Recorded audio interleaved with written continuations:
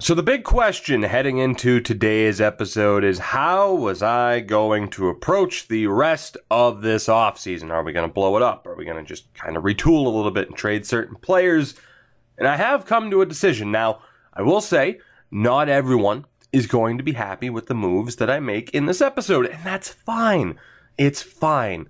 However, at the very least, you have to admit, the bar's been set a little bit low by Marc Bergevin in real life as far as popular moves go, whether it's, trading PK Subban, signing Carl Alzner and Andrew Shaw to terrible contracts, and you get the point. And before Montreal wins the 2018 Cup, yes, I know. So that's all I'm saying. Bear with me here. Let's get through this offseason. Let's see how Season 3 goes for us before we start to judge, huh? Please? Give me a little bit of leeway here. After all, I thought you wanted me to win. Unless you don't, and you're watching this to watch me fail over and over again, which could very well happen. Now, anyway, getting into this episode. Now, we have already sent out 2 contract offers, of course, one to Ryan Miller and one to a prospect goaltender. So that's taken care of as long as Miller actually signs. If he doesn't, Fucale might just be the backup. The big problem with this team, of course, is defense. Now, last year, I felt like we did a really good job of setting up that defense, all things considered, with Paul Ledoux, Forbort, and Darnell Nurse. Of course, we had Carl Alzner, who we somehow managed to get a first-round pick for. Thank you very much, Colorado. But as it stands, the defense is in a bad spot. It's in a really, really bad spot. Now, we have Shea Weber and Jeff Petrie currently locked up to deals. You have Darnell Nurse and Nunivar as RFAs. I don't know if I'm going to look to bring any or either of those 2 players back. And then forward-wise, that is our top 12 right there. We do have to re-sign Charlie Hudon, which could hurt a little bit. Not sure how much he's looking for at this point. We'll have to wait and find out. I'll cut right to the chase here. We're going to trade John Tavares. We are going to trade John Tavares. We signed him last offseason in hopes that he would be what we needed to win the Cup in year 2, and we fell short, to say the least. And that $9 million cap hit, it's either we get rid of Shaw, Weber, Petrie, or I can try to keep the majority of the Montreal core intact, with the exception of Alzner. I trade Tavares, free up some cap space, immediately trade for his replacement and a defenseman, and then still have some cap space left over to do what we have to do.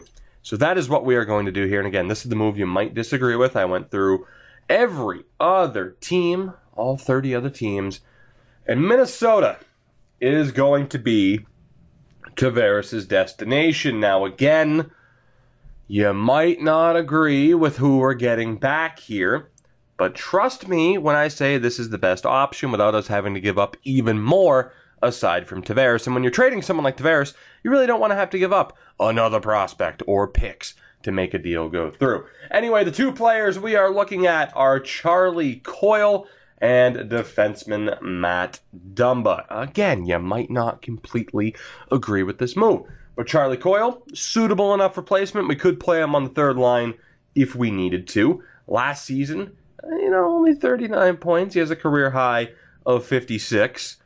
But I still think he's a decent enough replacement. Could really improve our penalty kill, perhaps. And then Matt Dumba. Again, might not be the best defensive option, but the main thing with him is that he has 2 years on his deal. So we're not going to have to worry about re-signing him until after that. I think these 2 players will be suitable enough for our team and what we're still aiming to do here. And again, we're still going to have, just under $9 million in cap space. So, let's see if we can get this deal done. Now, I know a second round pick won't work, but a 3rd and a 4th might. Let's see. Value's just a bit low. Again, I don't want to give up anything in this deal, so I'm going to try a 3rd, 5th, and a 7th. See what they think about that. Still no? How about just a 3rd and a 5th? Still no. Right. Okay, we're going to get this to go. How about a 3rd, 6th, and a 7th next year? Minnesota, you know you want John Tavares. You know that you want John Tavares, especially after all of the trouble I went through to acquire him in the first place. Just a third rounder? They really don't want to give up that third round pick. Okay, well here, you know what? We did acquire that extra first. What do you say I give up Anaheim's 7th? Is that good enough to push this deal over the edge? It's not. What do you say I give up our 6th round pick? I'm at least willing to do that. 5th round pick, or I'm going away from the 3rd round pickup option. Will that go through? No, it won't. Minnesota, you're not quite going on the hate list at this point, but you're pushing your luck. You are pushing your luck. How about a 4th and 2 6ths? No. How about just a 4th and a 6th? You know what? I'm good with it. I'm good with it. It gets the deal done. And that shows how close the value is because, again, you have to keep in mind a lot of teams don't exactly want to trade away some of these high-value players. But John Tavares is off to Minnesota. Again, too, a lot of the teams we could have traded him to within our own division, within our own conference, and I'm not making that mistake again. Not this time. John Tavares has been traded. Words I didn't think I'd say after trying so desperate. Like, we were so desperate to acquire him last year. But you got to look at our defense now. We at least have Weber, Dumba, and Petrie locked up. We have $9.2 million in cap space, just under 9.3. So we could look at re-signing Darnell Nurse if we want to. I'm probably going to hold off on that. At the very least, aside from needing to re-sign Charlie Hudon, forward-wise, we're good to go, although I'm not completely sold on AJ Greer as a fourth-line player. His defensive stats are just a little bit low, but the physical category is incredible, and he has a really good shot, all things considered. So I guess we'll give him a chance. So our next step is to see what it would cost to re-sign Hudon and Darnell Nurse. Now, I know for a fact Nurse is asking for like just under $4 million, which isn't necessarily the worst thing in the world, because then we would just need 2 third-pairing defensemen. He would probably be on the second pairing with Petrie or the second pairing with Dumba, either or. So let's see here. Actually, you know what? Fine. We'll look at Darnell Nurse first. It's fine. 3.875. Right. I know that's what he's looking for. The question is, of course, am I willing to pay that? I don't quite know if I am. It really does depend on what good old Charlie is looking for here. Didn't mean to click in the right stick. That's okay. He's looking for 3.7. Right. I mean, in fairness, we could afford both of them. We could. But that would, and you got to factor into Ryan Miller will take up, what, like $1.2 million of that? So it might be best to look for other options or to see if they don't get offers at all, because we could re-sign both of them at a really cheap price. It's risky with Nurse, just because at that point in time, you know, if he gets an offer sheet, some of the other defensemen could be off the market. There was a lot of talk of go out and sign OEL, which we could do, but I think I'm going to hold off. I think I'm going to hold off because you have to factor in, if we do that, we can't afford Charlie Hudon, so we'd have to find his replacement and 2 third-pairing defensemen for what, $3 million bucks?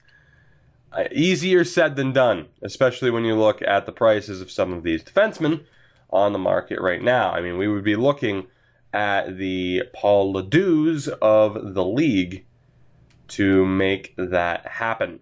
Ryan Murphy, players like that, Paul Postma.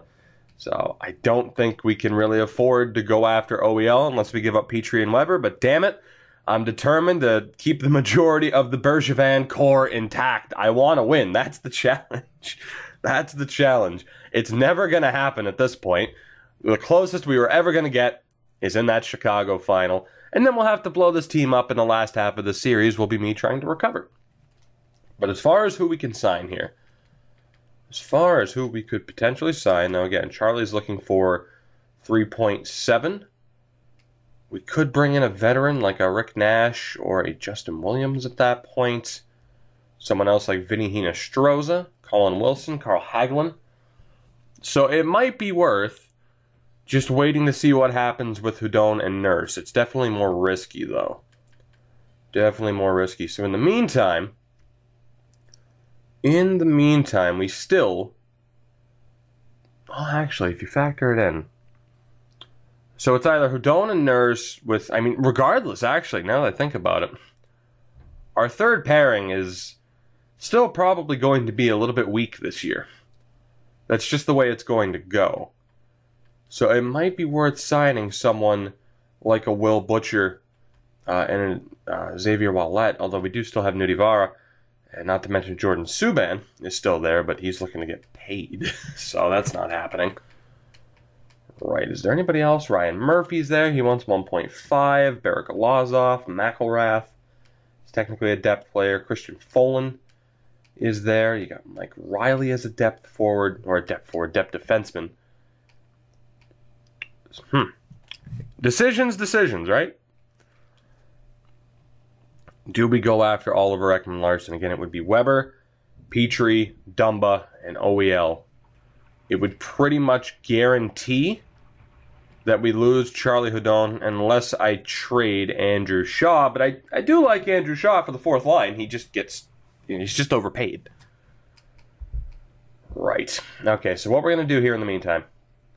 I am going to send an offer out to Will Butcher. It's going to be for a little bit less than what he wants, but I got to try and nickel and dime here whenever I can. I'm going to send an offer out for Will Butcher. Xavier Ouellet wants $2.8 million. Nudivara's only asking 1.5, and of course he is an RFA for us. So I'm actually going to see if he'll accept 1.5 even. And we'll see if Butcher and Nudivara can be our third pair this year. And then from there,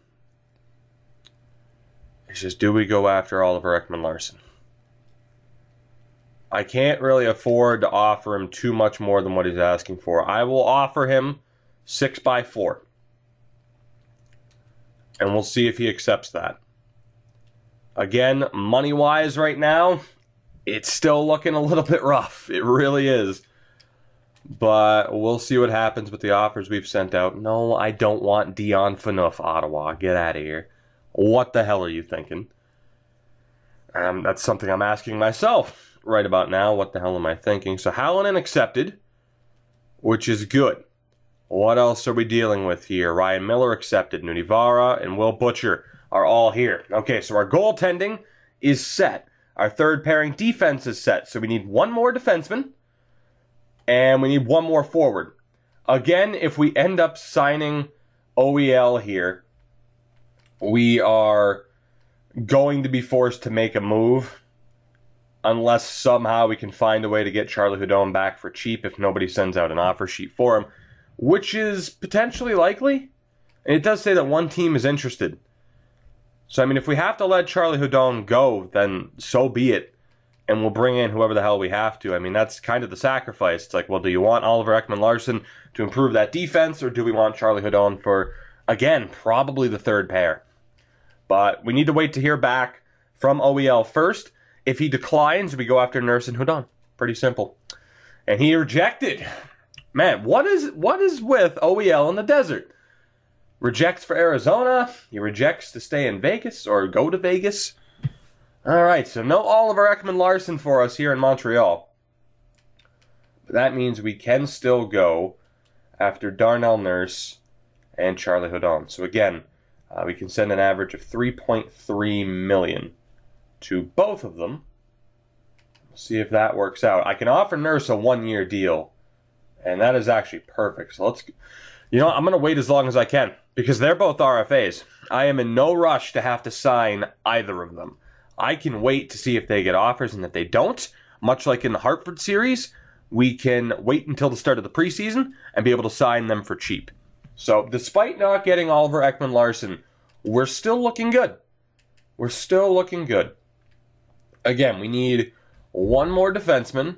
That third pairing is going to look a little bit rough, but, I mean, you got to do what you got to do, essentially. I mean, hard to believe our defense on paper is going to be worse than it was last year.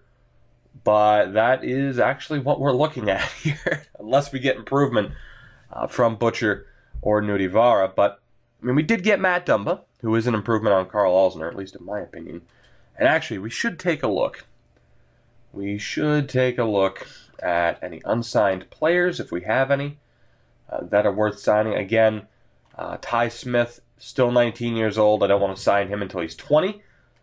Winkler was medium 7th. We'll pass on him. Norm Jenks should be signed, though, so that he can play in the AHL as soon as possible. And then Kevin Ball was also a CHL player.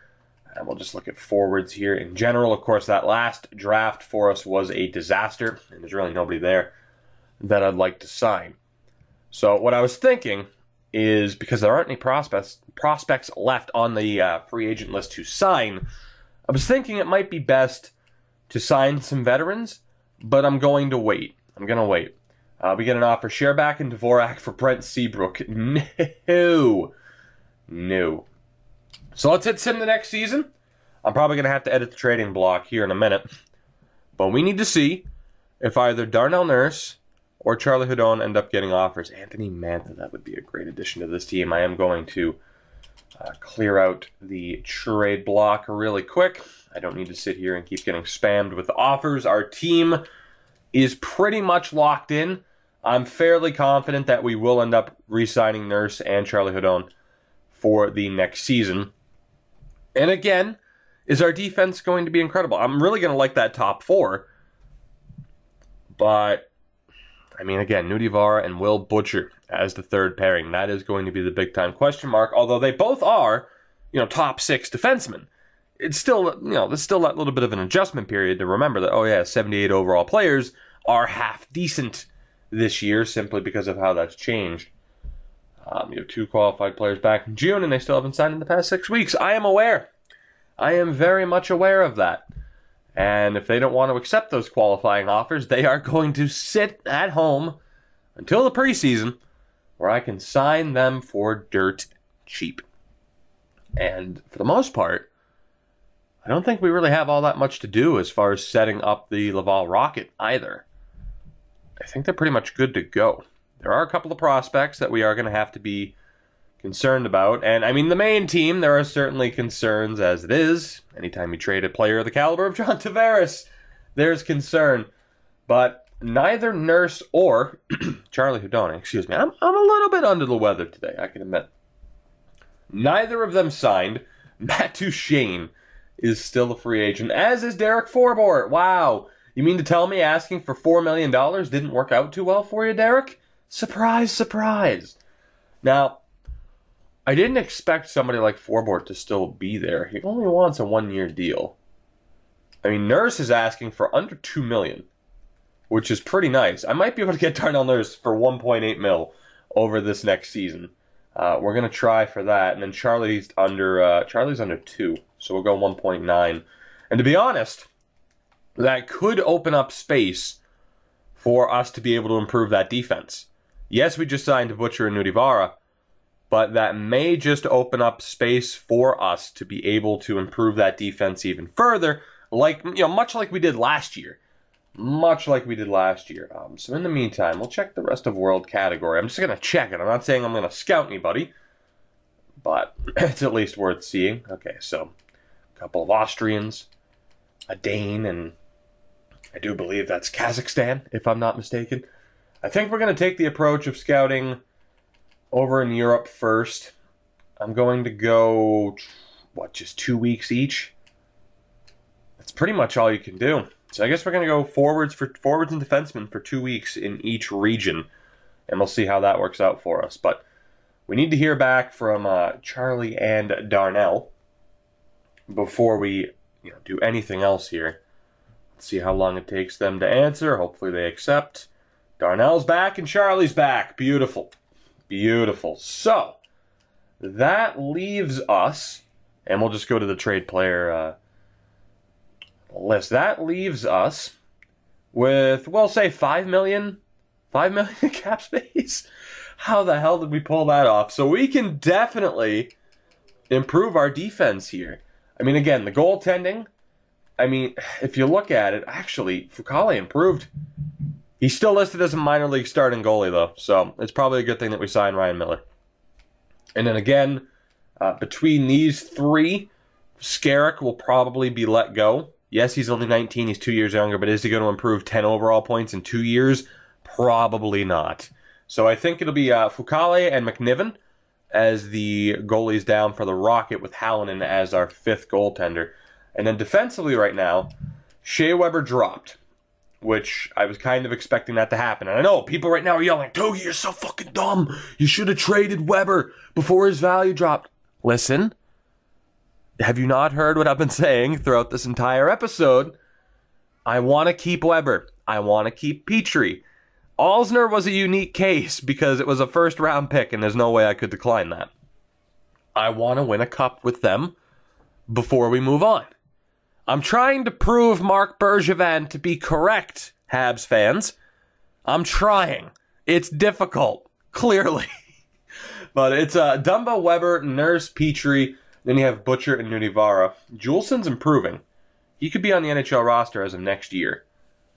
But let me go to roster moves, actually. I need to do that really quickly to get an accurate read on our current cap space, because we might be able to sign somebody else off of the free agent list right now. So goalies, we're good. Defense, we got to send down Julesen, Mete, and Bork for Darnell Nurse. And then forwards, we just need to send down Daniel Audette for Charlie Houdon, which leaves us with $6 million in cap space. Who the hell saw that coming? So at the moment, let's just get a look at what this team would look like and then where we can improve it from there. So at the moment, again, and there is going to be concerns over Galchenyuk and Drouin. So let's just say that's the top line. Second line of, we could roll with that, to be honest.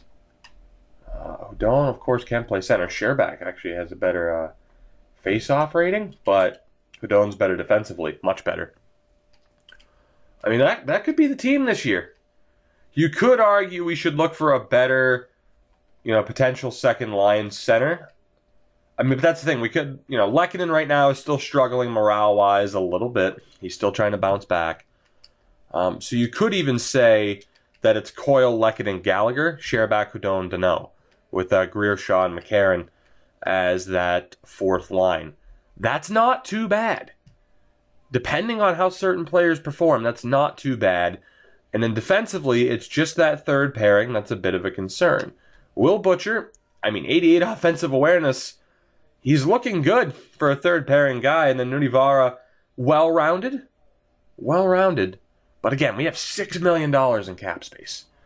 So there are definitely ways we can improve this team. So let's take a look at the free agent list and see what kind of damage we could do. And this is where our team really turned the page last year as well. And you look at what we could do. Let's just take a look at defensemen first. I accidentally sorted by goaltenders, but let's take a look at defensemen first. So you have Derek Forbort there. Cronwall, Xavier Wall. That's not asking for too much anymore. Although you can't really say that, Xavier is going to be this massive improvement on what we have already. Actually, defensively, I'd probably rather have him on this team than Nunivara, in fairness. You got a veteran like Nicholas Cronwall and then Derek Forbort, who I don't hate as a defensive D-man. He was just asking for way too much. He's still asking for just under 3, which is probably a bit much.